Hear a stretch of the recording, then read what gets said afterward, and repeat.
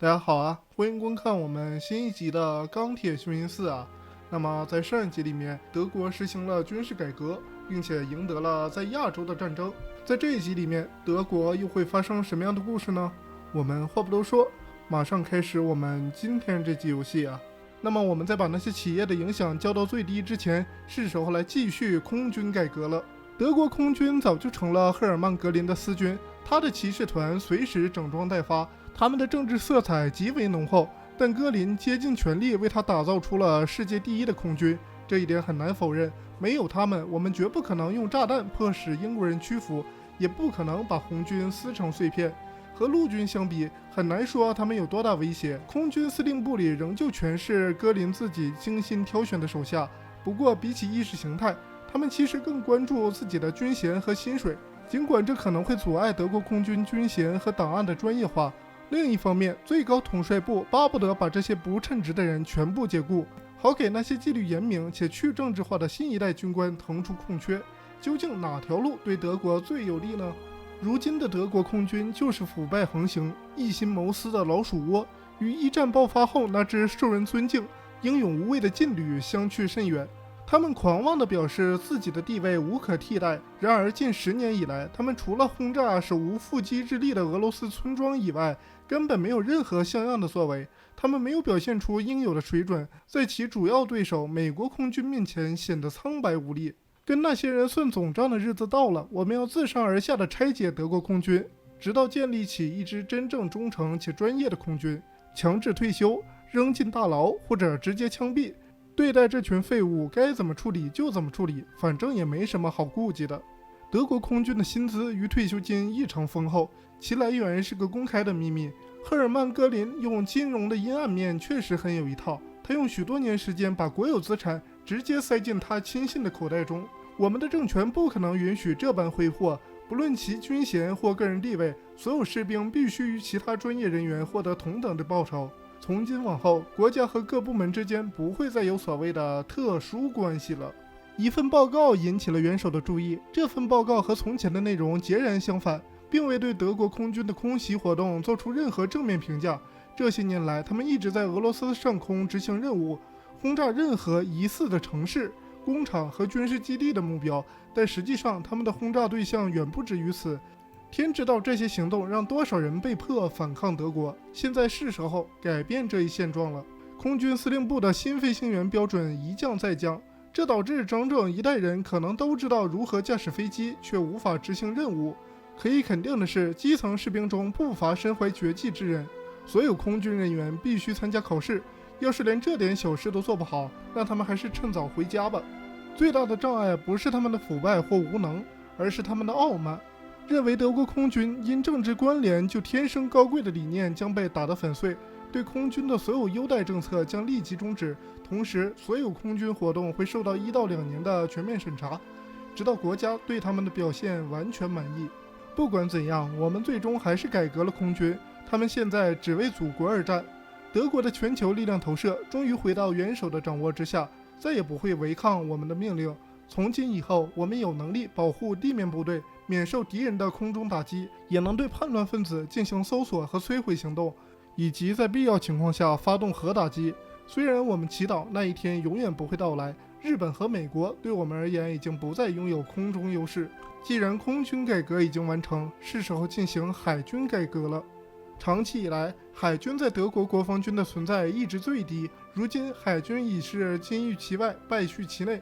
实际上，我已经被我们的对手远远甩在身后。是应该让海军保卫我们的全球地位，还是以守势来保卫德国在欧洲的剩余价值呢？元首让德国海军专注防御的想法有其可取之处，但总体而言是错误的。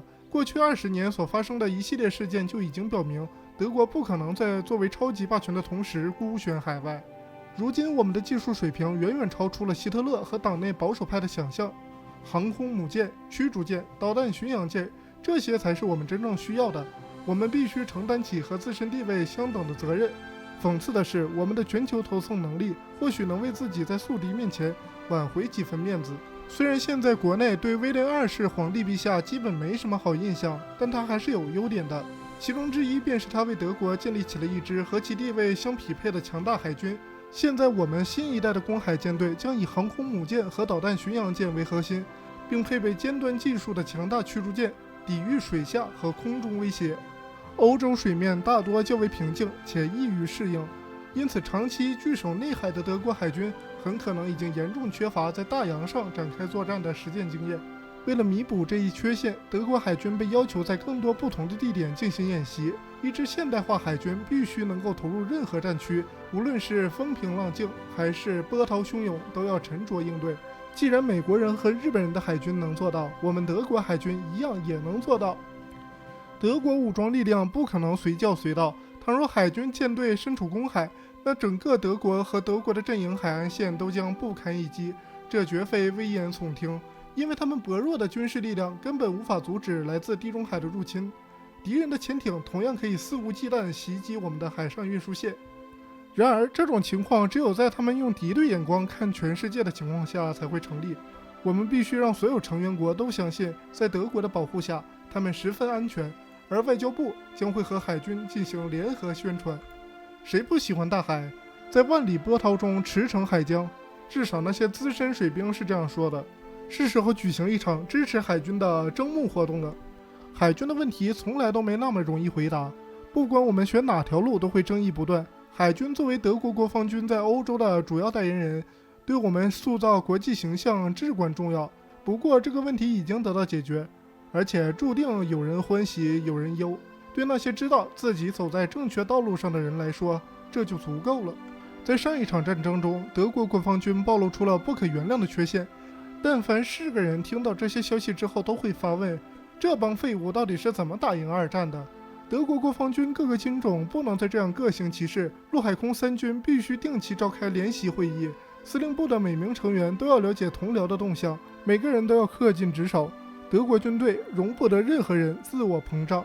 游戏进行到一半，突然又崩溃了。从这里给大家补上，万一哪天战况真的对我们不利，他的干涉必然导致灾难性后果。他必须明白这一点，并放弃对最高统帅部内部事务的干涉。他可以继续当他的最高统帅，但他的政治把戏又自私又鲁莽，对我们的成功之路百害而无一利。对希特勒的言听计从，曾让军队内部变得四分五裂。我们绝不能允许这种情况再次发生。我们是德国人，而非雅利安人；我们是祖国的仆人，而非某人的附庸；我们是专业士兵，而非鲁莽的武士；我们是德国国防军，是从古到今最伟大的军队。我们追随欧洲数千年的军事传统的脚步，绝不会因意识形态而偏离正道。